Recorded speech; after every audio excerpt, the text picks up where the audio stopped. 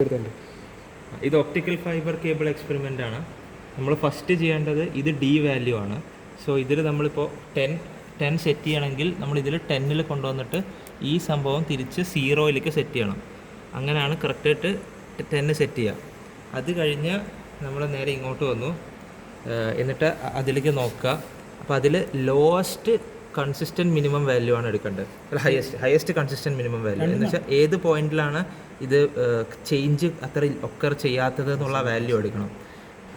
ഇപ്പോൾ ഇത് നിൽക്കുന്നത് മാക്സിമത്തിലാണ്. അപ്പോൾ നമ്മളിനി ലെഫ്റ്റിലേക്ക് തിരിച്ച്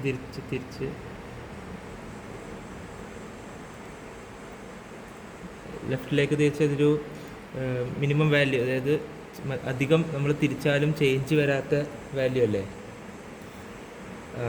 ആ വാല്യൂവിലേക്ക് എത്തിക്കണം. ഇപ്പോൾ ഏകദേശം 4.2 നമുക്കത് കിട്ടിയത്. സോ അത് നമ്മൾ റീഡിങ് എടുക്കണം. അത് കഴിഞ്ഞ് ഈ റീഡിങ് എടുക്കണം. നമ്മളിതിൽ ആ വാല്യൂ ആവശ്യമില്ല, നമ്മൾ ഇതിലെ റീഡിങ്ങാണ് എടുക്കേണ്ടത്. അത് കഴിഞ്ഞ് നമ്മൾ വീണ്ടും റൈറ്റിലേക്ക് തിരിക്കണം. റൈറ്റിലേക്ക് തിരിച്ച് ഇതൊരു ഹയസ്റ്റ് പോയിൻ്റ് എത്തും. അപ്പോൾ നമ്മൾ അതിലൊന്നും ചെയ്യാനില്ല. അത് കഴിഞ്ഞ് ഹയസ്റ്റ് പോയിൻ്റ് കഴിഞ്ഞ് വീണ്ടും ഇതൊരു ലോ വാല്യൂവിലേക്ക്, കൺസിസ്റ്റൻറ്റ് ലോ വാല്യൂവിലേക്ക് വരും. സോ ആ പോയിൻ്റ് പയ്യെ തിരിക്കണം. അത് കഴിഞ്ഞിട്ട് ഹയസ്റ്റ് ലോ വാല്യൂവിൽ ഹയസ്റ്റ് ലോ വാല്യൂവിലേക്ക് എത്തും. അത് കഴിഞ്ഞ് അവിടെ വെച്ച് നമ്മളത് സ്റ്റോപ്പ് ചെയ്യണം. എന്നിട്ട് ഈ റീഡിങ് എടുക്കണം. കുറച്ച് തിരിച്ചേ വരും. വന്നു.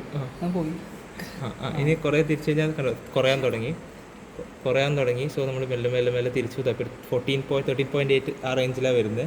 സോ അവിടെ വെച്ചിട്ട് ഇത് വീണ്ടും ഇതിൻ്റെ വാല്യൂ എടുക്കുക.